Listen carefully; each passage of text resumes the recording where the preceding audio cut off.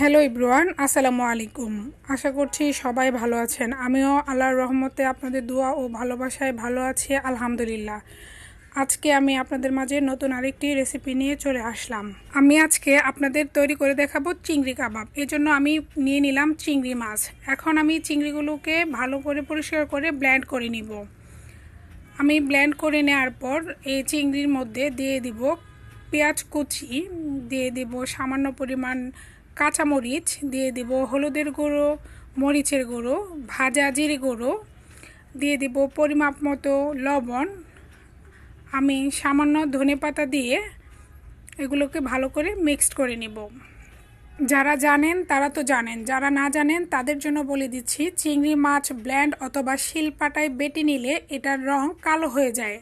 এজন্য আমি 2 কাপ পরিমাপ চিংড়ি মাছ নিয়েছি, এর মধ্যে 1/3 কাপ মসুরের ডাল দিয়ে ব্লেন্ড করে নিয়েছি। এজন্য আমার এই কালারটা কালো হয় নাই। এই যে দেখুন, আমি ভালো করে এখন মিক্সড করে নিচ্ছি। সবগুলো উপকরণ যেন ভালো করে মিশে যায়, এদিকে লক্ষ্য রাখতে হবে। আমি একটা স্প্যাচুলার নিয়ে ভালো করে মিক্সড করে নিয়েছি। অনেকে চাইলে হাত দিয়েও করতে পারেন, কোনো অসুবিধা নেই। এই যে আমারটা অনেকটাই মিক্সড হয়ে আসছে। সবগুলো উপকরণ মিশানোর পর আমি এটাকে এক পাশে রেখে চলে যাব চুলায়। এই যে আমি চুলায় একটি প্যান বসিয়ে দিলাম। প্যানটা গরম হয়ে আসলে আমি যতটুকু পরিমাপ তেল দিয়ে ভাজতে চাচ্ছি ততটুকু দিয়ে একটু গরম করে নিব। তেলটা গরম হয়েছে কি না আমি এটা চেক করে নিলাম। এই যে দেখুন, আমি একটু তেলের উপর হাত দিয়ে দেখলাম তেলটা গরম হয়েছে কি না। তেলটা গরম হওয়ার পর আমি আমার পরিমাপ মতো, আমি যতটুকু সাইজ চাচ্ছি ওই রকম পরিমাপ করে আমি একটা একটা করে কাবাব দিয়ে দিচ্ছি প্যানের মধ্যে।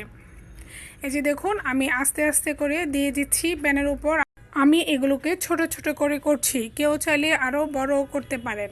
আমি এগুলোকে এক পাশ করে, এই যে আমি চাপিয়ে চাপিয়ে নিয়ে আমি আরও নিবে এখানে দিয়ে দিব। আমি জায়গা খালি করে আমি এখানে আরও দিয়ে দিচ্ছি। একসাথে আমি যতগুলো দিতে পারছি ততগুলো দিয়ে এখন একটু উল্টে দিব। চিংড়ির কাবাব হতে খুবই কম সময় লাগে। কথায় আছে চিংড়ি মাছ বেঁকা, ইলিশ মাছ ছেঁকা। তো চিংড়ি মাছ বাঁকা হইলেই চিংড়ি মাছ হয়ে যায়। যেহেতু আমি এখানে ব্লেন্ড করে নিয়েছি, বাঁকা হওয়ার কোনো সুযোগই নেই। এজন্য আমি হালকা ছেঁকে নিচ্ছি।